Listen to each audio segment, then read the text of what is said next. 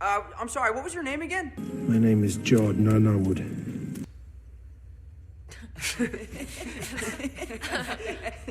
Wait, no, seriously, what's your actual name? Seriously, you'd think John Watts would know what that character's introduction to a group of 10-year-olds would have really been like. So episode 3 of Star Wars Skeleton Crew has dropped on Disney+, and beware, this review contains spoilers. The first 2 episodes of the show I thought were perfectly okay. They may have captured the spirit of old 80s family flicks, but only occasionally felt like real Star Wars. So it comes as a pleasant surprise that Skeleton Crew is starting to shift into a bona fide Star Wars adventure with Part 3, the best episode as of yet. Like episode 2, it's directed by David Lowery, whose last directional work was Peter Pan and Wendy, one of the worst live-action Disney remakes we've ever gotten. Thankfully, even with Jude Law as a pirate, a character named SM-33, so technically Smee, and a lead character learning the importance of growing up, this is not like Peter Pan and Wendy. While the best that movie could conjure up for Neverland was just some plain grassy island with nothing fantastical looking about it, there's much more imagination put into the Star Wars galaxy here, with creative sets and locations, cool new creatures, and quality special effects.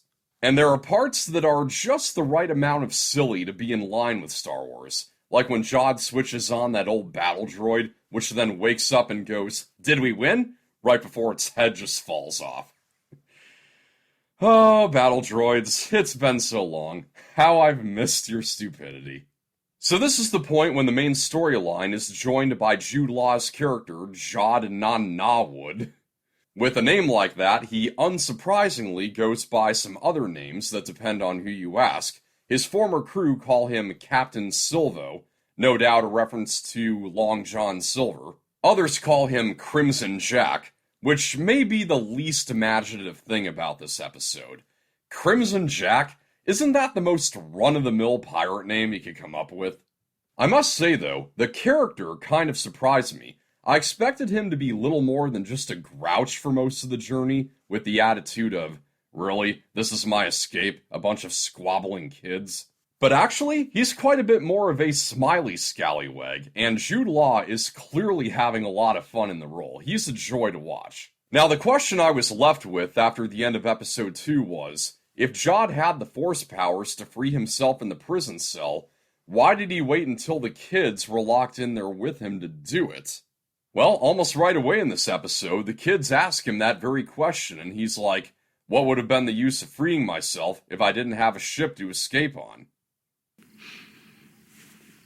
You got me. Oh yeah, that shut me up.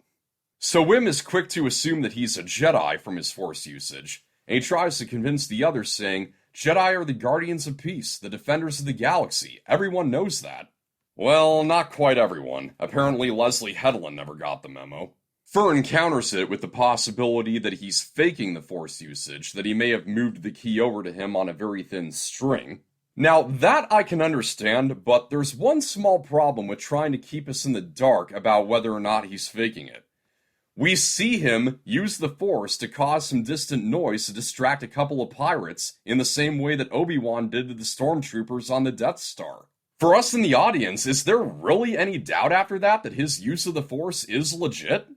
Anyway, it's at the end of the episode that he confesses he's not a Jedi, but in regards to what exactly his backstory is, I think there's significance earlier in the episode, when the kids try to convince him that they can't leave without their droid, and Fern says, "I thought a Jedi never leaves a man behind." It seems as though Jod is about to reply, "That's not true at all," but then he corrects himself and says, "That's not a thing Jedi say." Based on that, I think he was left behind by the Jedi. He's a former Padawan who was disowned by his master, so he turned to a pirate's life instead, and his Force powers made him very well respected by his crew, up until that waste of a heist at the beginning of the show. There also seems to be a hint that he's familiar with at least some of the ways of the Jedi. It's when KB, the girl with the cybernetic implants, says to him that she calculated the odds to find that he's not trustworthy. He replies, "Not everything in the universe can be calculated. Sometimes you gotta go with your gut feeling." It's like he's giving her a Jedi proverb without mentioning Jedi or the Force. And for KB, a character who seems to be in a mental state somewhere between human and cyborg, it's a good conflict being torn between gut instinct and using your head, and one that's not too far off from a central theme of Star Wars. It would be even more interesting if it turns out that KB is Force sensitive, as Fern remarks when she senses the floating droid around the corner, though I think it was more her cybernetics detecting a mechanical being. But it could be that the headgear is what's keeping her from tapping into the Force, making her spend so much time upstairs that she has a greater difficulty than most in reaching out with her feelings.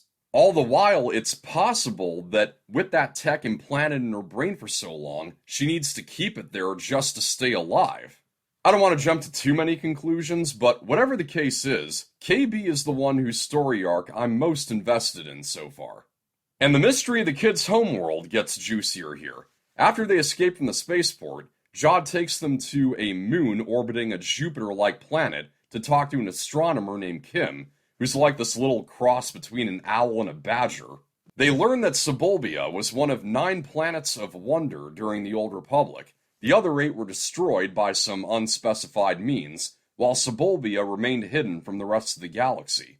And it's apparently been ages since it was cut off, as the kids have learned about Alderaan in school, but had no idea that it had been blown to tangerines. So the characters and mysteries are becoming more engaging at this point, and along with it we get a few really good action moments. During the escape from the spaceport, the best part was when they have a hard time taking off with their ship tethered by a strong fuel line, so Jod sets the ship to lightspeed, sending the fuel line whipping back and causing some mayhem on the spaceport.